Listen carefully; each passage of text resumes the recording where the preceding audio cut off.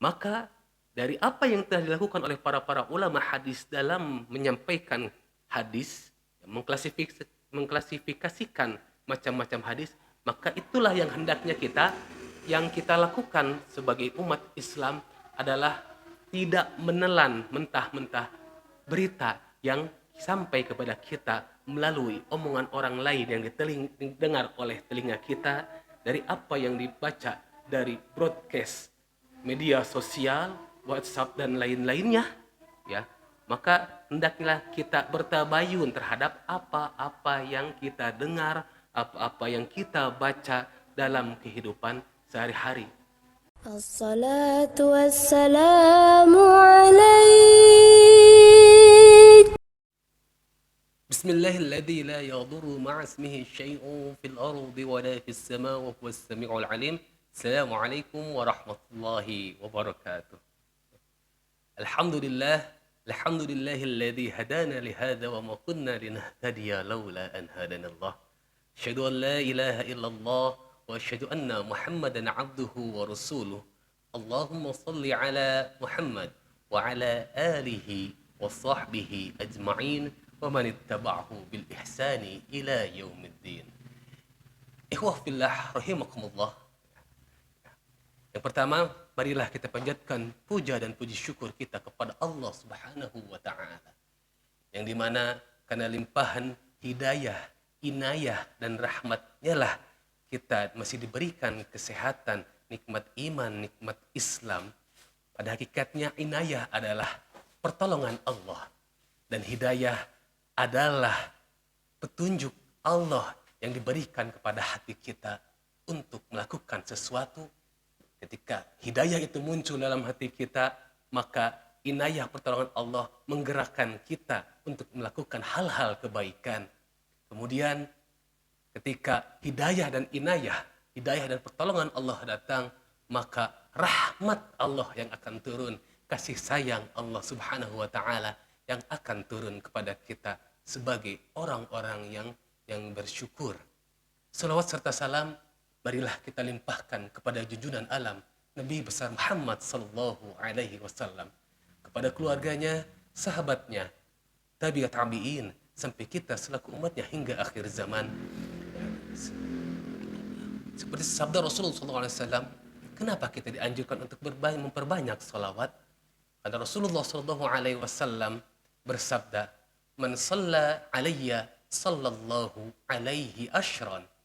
Barang siapa yang bersalawat kepadaku, maka Allah akan bersalawat kepadanya sebanyak 10 kali. Dan kita ketahui bahwasanya salawat Allah terhadap hambanya adalah rahmat, kasih sayang yang Allah berikan kepada hamba-hamba yang sering melakukan salawat. Ikhwah fillah, pada kesempatan kali ini kita akan membahas satu ayat dalam surat Al-Hujurat ayat ke-6. A'udzu billahi minasyaitonir rajim. Ya ayyuhalladzina amanu in ja'akum fasiqun binaba'in fatabayyanu an tusibu qauman bijahalatin fatusbihu ala ma fa'altum nadimin. Yang artinya adalah, wahai orang-orang yang beriman, apabila datang kepadamu seorang yang fasik dengan sebuah berita, maka klarifikasilah, tabayunlah berita tersebut, karena dikhawatirkan berita itu akan membuat suatu kaum celaka, yang dimana hal itu menyebabkan kamu menyesal atas perbuatan itu. Maka dalam ayat surat Al-Hujurat ayat ke-6 ini, ketika datang seorang yang fasik dengan sebuah berita, maka klarifikasi. Tapi sebelum kita masuk ke dalam pembahasan, kita pahami dulu tentang makna dari fasik tersebut. Fasik itu adalah apa? Seperti orang yang beriman, orang yang beriman mengetahui, mengimani Allah dan Rasulnya, tapi enggan untuk melakukan ibadah kepada Allah Subhanahu wa ta'ala.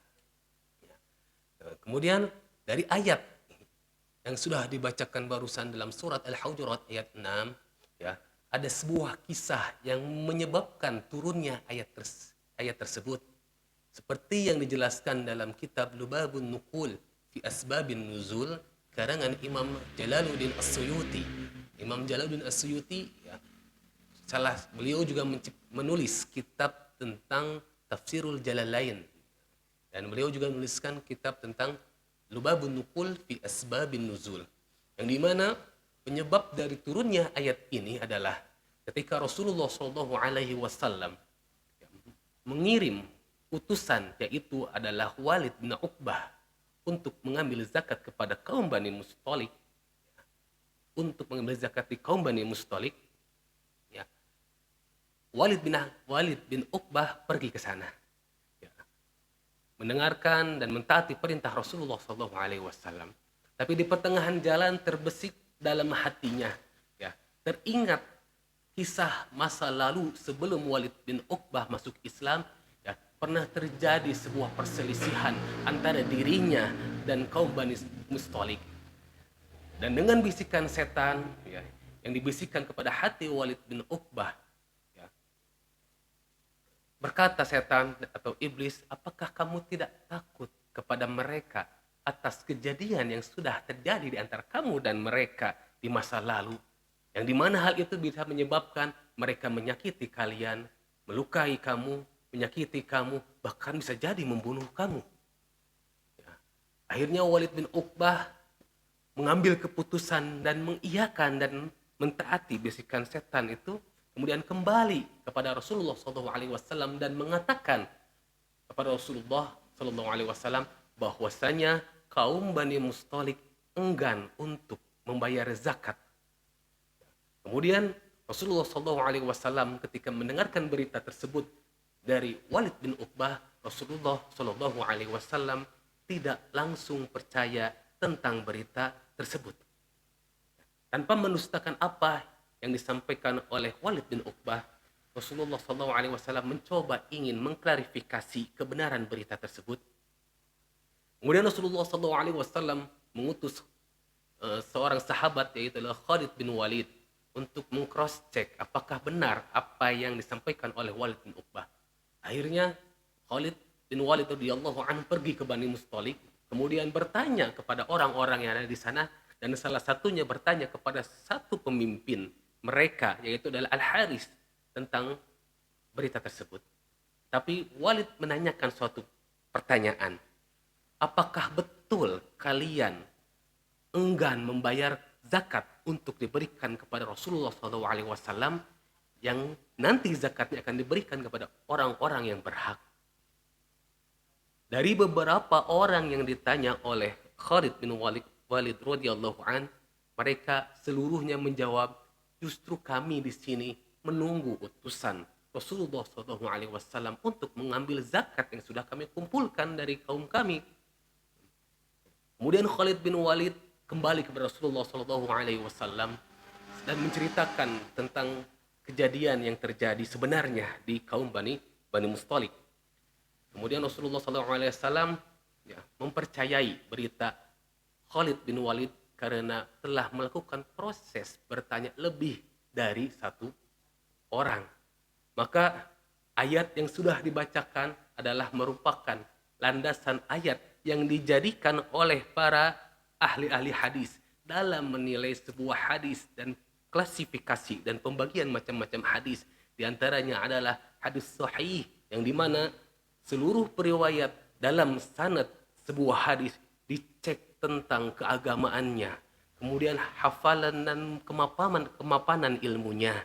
Apabila seluruh periwayatnya memiliki keadilan atau keagamaan yang baik dan kualitas ilmu yang mapan, maka hadisnya dikatakan sahih. Tapi ketika ada satu saja periwayat hadis yang kualitas hafalannya tidak mapan, kualitas ilmunya tidak mapan, maka akan turun menjadi hasan. Ketika itu, dan lebih turun level lagi adalah ketika periwayat ada salah satu saja dari urutan periwayat hadis yang dianggap sebagai pendusta, lemah hafalannya, maka akan turun derajat menjadi dhaif. Terlebih ketika ada salah satu periwayat yang dianggap sebagai pendusta, pembuat hadis palsu, penyebar hoaks, maka hadisnya adalah maudhu, palsu, dan tidak bisa diterima. Maka dari apa yang telah dilakukan oleh para ulama hadis dalam menyampaikan hadis, mengklasifikasikan macam-macam hadis, maka itulah yang hendaknya yang kita lakukan sebagai umat Islam adalah tidak menelan mentah-mentah berita yang sampai kepada kita melalui omongan orang lain yang didengar oleh telinga kita, dari apa yang dibaca dari broadcast media sosial, WhatsApp dan lain-lainnya, ya. Maka hendaklah kita bertabayun terhadap apa-apa yang kita dengar, apa-apa yang kita baca dalam kehidupan sehari-hari. Dengan kata lain, ketika kita ingin mendapatkan sebuah kebenaran, maka ambillah berita tersebut dari beberapa orang sehingga hukum hadisnya mutawatir. Maka kesimpulan dari apa yang telah disampaikan adalah yang pertama, sebaiknya ketika kita menjadi seorang pemimpin, sebagai orang yang mendengarkan sebuah berita, hendaklah kita lakukan proses tabayun dengan cara yang bijaksana, dengan tidak mudah menerima, mempercayai berita dari telinga kanan, tapi kita harus menyempurnakannya dan mendengarkannya dari orang lain dengan telinga kiri, dan menggabungkan seluruh berita untuk diambil kesimpulan dari berita tersebut. Maka inilah yang dilakukan oleh para ulama hadis dan para ulama fikih dalam menghukumi sebuah hukum yang diambil dari hadis Rasulullah Shallallahu Alaihi Wasallam. Maka alangkah baiknya kita menggunakannya dalam kehidupan sehari-hari. Kehidupan sehari-hari kita, meskipun kita tidak mendalami ilmu hadis, ya, kita menggunakannya dalam kehidupan sehari-hari.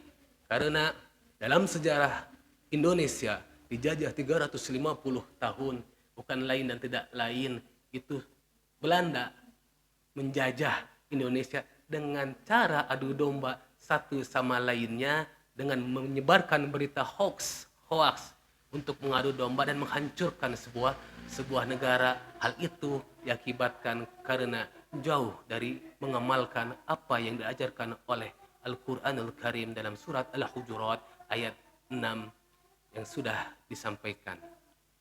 Mungkin itu saja yang bisa kami sampaikan. Usikum wa iyaya nafsi bitaqwallah.